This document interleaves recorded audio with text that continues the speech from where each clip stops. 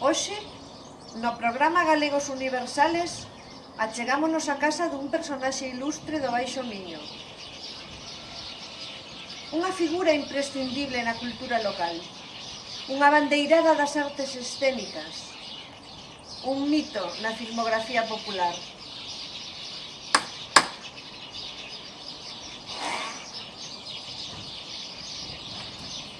A cineasta René Dipardielli.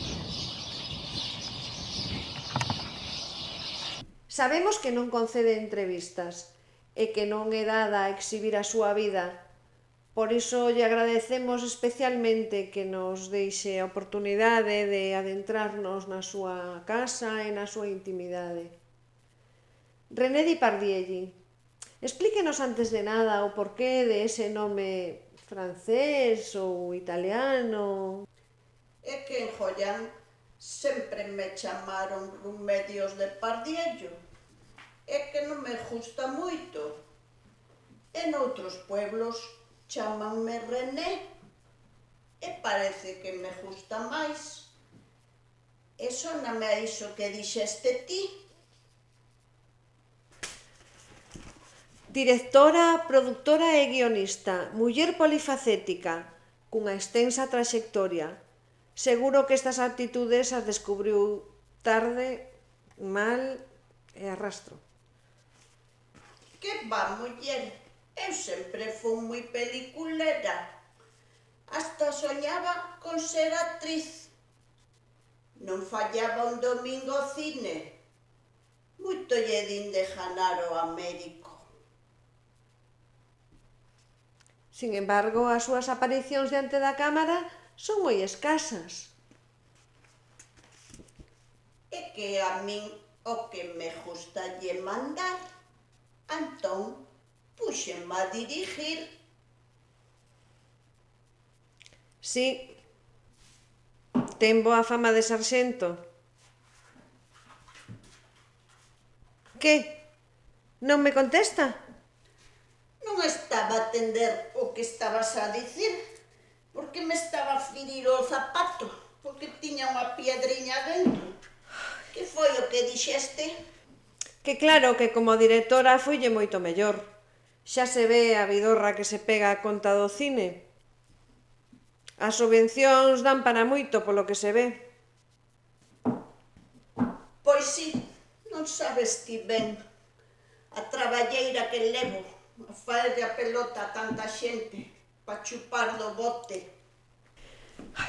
Pois dícese de vostede que é unha despilfarradora, que leva un tren de vida insostenible. Obsesionada polas grandes firmas de roupa, xollas de luxo, coches de alta gama, viaxes a países exóticos. Ai, Dios mío, quen te dixo tal cousa? Bueno, basta con mirala. Mira, os cartiños inda ganei, non te vou decir que non. As malas linguas din que logo racanea a hora de pagarlle os actores. A vencer moita queixa, inda por riba que os deixo salir nas miñas películas e teño que aturalos.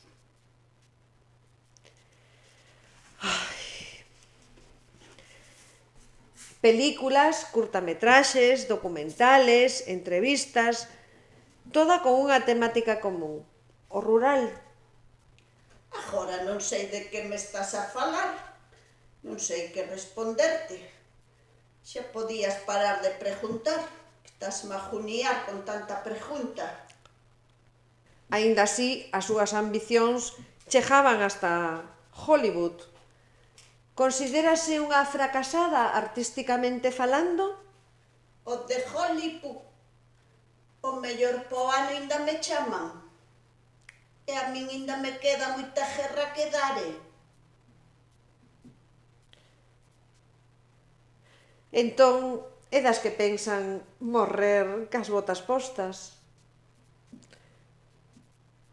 Porque pensar en proxectos a súa idade.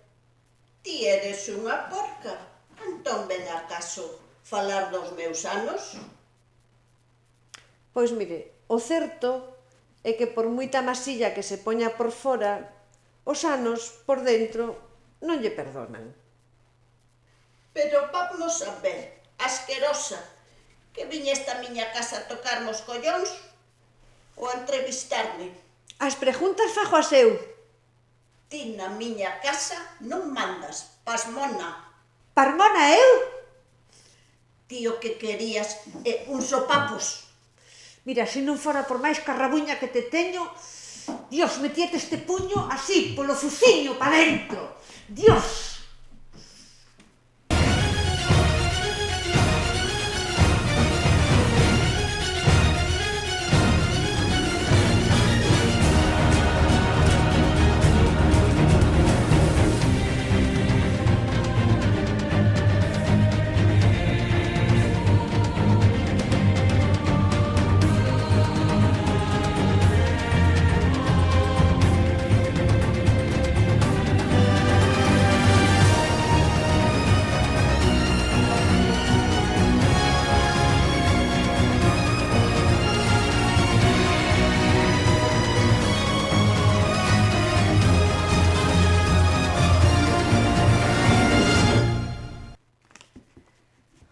Queridos espectadores, esta hubiera sido unha boa entrevista se hubiéramos dado con xente.